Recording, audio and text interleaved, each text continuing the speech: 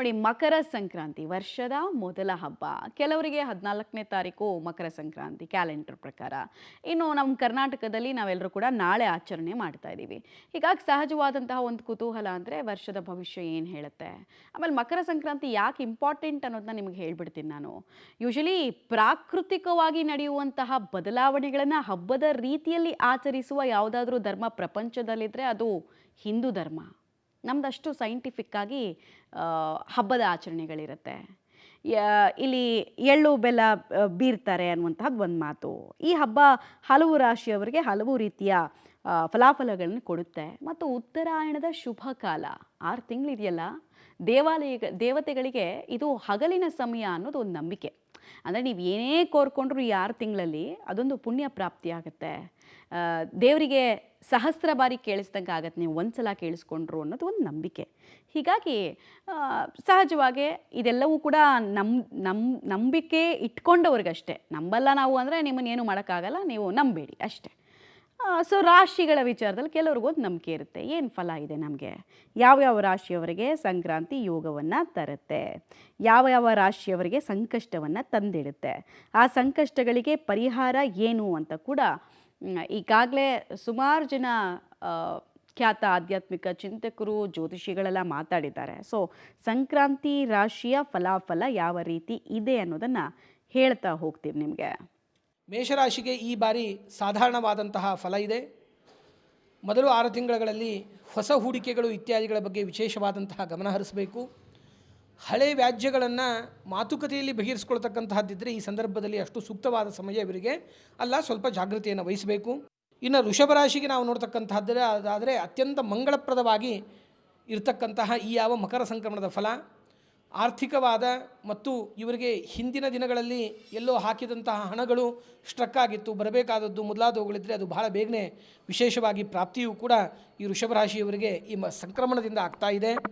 ಮಿಥುನ ರಾಶಿಯವರಿಗೆ ನೋಡ್ತಕ್ಕಂತಹದ್ದಾದರೆ ನೀವೇನಾದರೂ ಕೂಡ ಉದ್ಯೋಗ ಬದಲಾವಣೆ ಮುಂತಾದ ವಿಷಯಗಳಲ್ಲಿ ಅಥವಾ ಮುಂಬಡ್ತಿ ಅಂತ ಕರಿತೀವಿ, ಮುಂಬಡ್ತಿ ಅಂದರೆ ಪ್ರಮೋಷನ್ಸ್ ಇತ್ಯಾದಿಗಳಲ್ಲಿ ಏನು ಮಾಡಬೇಕು ಅಂತ ವಿಚಾರ ಮಾಡಿದರೆ ಕೆಲಸಗಳ ಬದಲಾವಣೆ ಮಾಡೋದು, ಜಾಬ್ ಚೇಂಜ್ ಮಾಡೋದು ಅದಕ್ಕೆ ಸೂಕ್ತವಾದ ಕಾಲ ಅಲ್ಲ. ಇದು ಸ್ವಲ್ಪ ಸಾಧಾರಣವಾದಂತಹ ಸಂದರ್ಭ ಅಂತ ಹೇಳ್ಬೋದು. ಮತ್ತು ಕರ್ಕರಾಶಿಯವರಿಗೆ ನಾವು ನೋಡ್ತಕ್ಕಂಥದ್ದಾದರೆ ಎಲ್ಲ ವಿಧವಾದ ಮನೆಯಲ್ಲಿ ವಿವಾಹ ಮುಂತಾದ ಕಾರ್ಯಗಳೇನಾದರೂ ನಿಧಾನ ಆಗಿದ್ದರೆ ಅದು ವರನ ವಿಷಯದಲ್ಲಿ ಇರಬಹುದು, ವಧುವಿನ ವಿಷಯದಲ್ಲಿ ಇರಬಹುದು. ಬಹಳ ಹಿಂದೆ ಮಾತಾಡಿ ಕೊನೆ ಹಂತದವರೆಗೂ ಬಂದು ನಿಂತಿದ್ದರೆ ಅದೇ ವ್ಯಕ್ತಿಗಳ ಜೊತೆ ಪುನಃ ಸಂಬಂಧ ಬೆಳೀತಕ್ಕಂತಹದ್ದು ಅಥವಾ ಹೊಸ ಸಂಬಂಧಗಳು ಬಹಳ ಬೇಗನೆ ಕೂಡ್ತಕ್ಕಂಥದ್ದು, ಮನೆಯಲ್ಲಿ ಕಲ್ಯಾಣ ಕಾರ್ಯಗಳಾಗ್ತಕ್ಕಂತಹ ಪ್ರಸಂಗಗಳು ವಿಶೇಷವಾಗಿ ಇದೆ.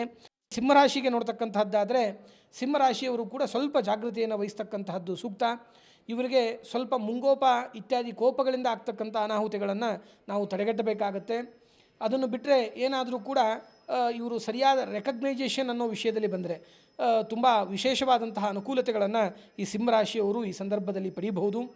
ಮತ್ತು ಕನ್ಯಾ ರಾಶಿಯವರಿಗೆ ಇವರು ಅಂದುಕೊಂಡ ಕೆಲಸಗಳೆಲ್ಲವೂ ಕೂಡ ಅತ್ಯಂತ ಸುಲಭವಾಗಿ ಮುಂದಿನ ದಿನಗಳಲ್ಲಿ ಆಗ್ತಾ ಹೋಗುತ್ತೆ.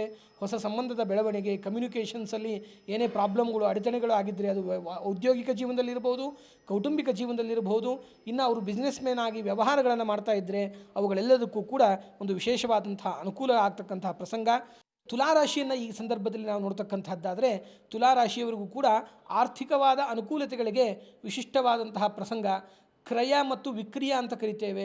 ಈ ಸಂದರ್ಭದಲ್ಲಿ ಇವರು ಏನೇ ವ್ಯಾಪಾರವನ್ನು ಮಾಡಿದರು ಅದರಲ್ಲಿ ಕೂಡ ಯಾವುದಾದ್ರೂ ತಮ್ಮ ಪದಾರ್ಥಗಳನ್ನು ಮಾರ್ತಕ್ಕಂಥದ್ದು, ಇವುಗಳನ್ನು ಸೇಲ್ ಮಾಡ್ತಕ್ಕಂಥದ್ದಿದ್ದರೆ ಅವರಿಗೆ ಹೆಚ್ಚಿನ ಲಾಭಾಂಶ ಅಂತಕ್ಕಂಥದ್ದು ಈ ಯಾವ ಮಕರ ಸಂಕ್ರಮಣದಿಂದ ಮುಂದಿನ ದಿನಗಳಲ್ಲಿ ವಿಶೇಷವಾಗಿ ಲಭಿಸ್ತಕ್ಕಂಥದ್ದಿದೆ, ಅದರಲ್ಲಿ ಅವರು ಪ್ರಯತ್ನ ಮಾಡಬಹುದು.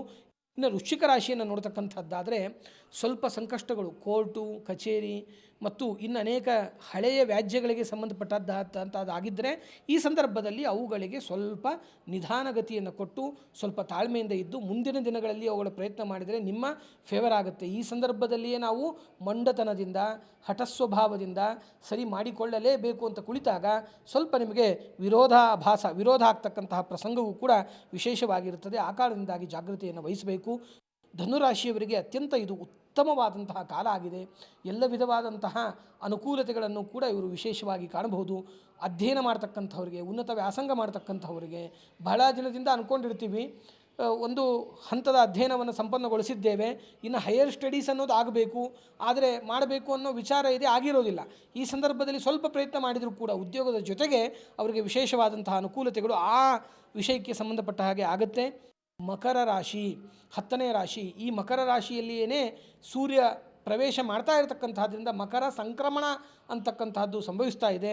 ಅವ್ರಿಗೂ ಕೂಡ ಇದು ವಿಶೇಷವಾಗಿ ಉತ್ತಮವಾಗೇ ಇದೆ ಈ ಕಾಲ. ಈ ಸಂದರ್ಭದಲ್ಲಿ ಅವರು ಮಾಡ್ತಕ್ಕಂತಹ ಯಾವುದೇ ಸ್ಥಿರ ಆಸ್ತಿಗಳಿಗೆ ಸಂಬಂಧಪಟ್ಟಂತಹ ವ್ಯವಹಾರಗಳು ಅಂತ ಏನು ಉಂಟು ಅವು ಅತ್ಯಂತ ಮಂಗಳ ಶುಭ ಫಲವನ್ನು ತಂದುಕೊಡ್ತಕ್ಕಂಥದ್ದಾಗಿದೆ.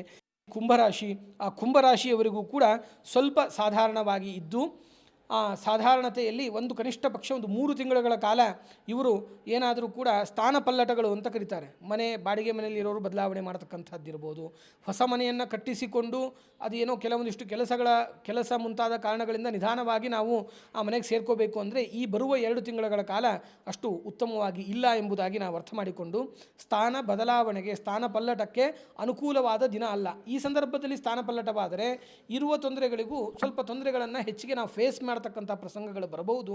ಆ ನಿಟ್ಟಿನಲ್ಲಿ ಅವರು ಈ ವಿಷಯಗಳಲ್ಲಿ ಸ್ವಲ್ಪ ಜಾಗೃತಿಯನ್ನು ವಹಿಸ್ತಕ್ಕಂಥದ್ದು ಸೂಕ್ತ.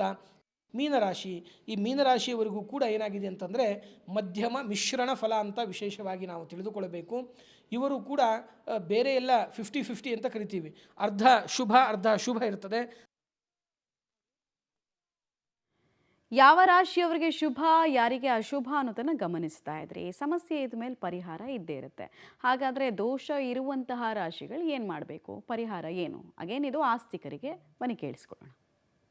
ಈ 12 ರಾಶಿಯವರು ಸಾಧಾರಣವಾಗಿ ಮಾಡಿಕೊಳ್ಬೇಕಾದಂತಹ ವಿಶಿಷ್ಟವಾದಂತಹ ಸಣ್ಣ ಪುಟ್ಟ ಪರಿಹಾರಗಳು ಅಥವಾ ಪ್ರಾರ್ಥನೆಗಳು ಅಂತ ನೋಡಿದಾಗ ಲಕ್ಷ್ಮೀ ನರಸಿಂಹದೇವರ, ಆಂಜನೇಯನ ವಿಶೇಷವಾದಂತಹ ಪೂಜೆ ಇತ್ಯಾದಿಗಳನ್ನು ಮಾಡ್ತಕ್ಕಂಥದ್ರಿಂದ ಎಲ್ಲ ವಿಧವಾದ ಸಂಕಷ್ಟಗಳಿಂದ ಮುಕ್ತಿ ಅಂತಕ್ಕಂತಹದ್ದು ಸುಲಭವಾಗಿ ಸಿಗ್ತದೆ.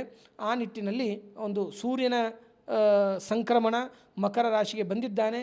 ಆ ದಿನಗಳಲ್ಲಿ ಬೆಳಗ್ಗೆ ಮತ್ತು ಸಾಯಂಕಾಲದಲ್ಲಿ ದೇವಸ್ಥಾನಗಳಿಗೆ ಹೋಗಿ ಬರತಕ್ಕಂಥದ್ದು, ದೇವರ ಮುಂದೆ ದೀಪ ಪ್ರಜ್ವಾಲನೆ ಮಾಡ್ತಕ್ಕಂಥದ್ದು ವಿಶಿಷ್ಟವಾದಂತಹ ಕಲ್ಯಾಣಪ್ರದವಾದ ಮಂಗಳಪ್ರದವಾದ ಫಲಗಳನ್ನು ನಿಮಗೆ ಕೊಡ್ತಾ ಇದೆ.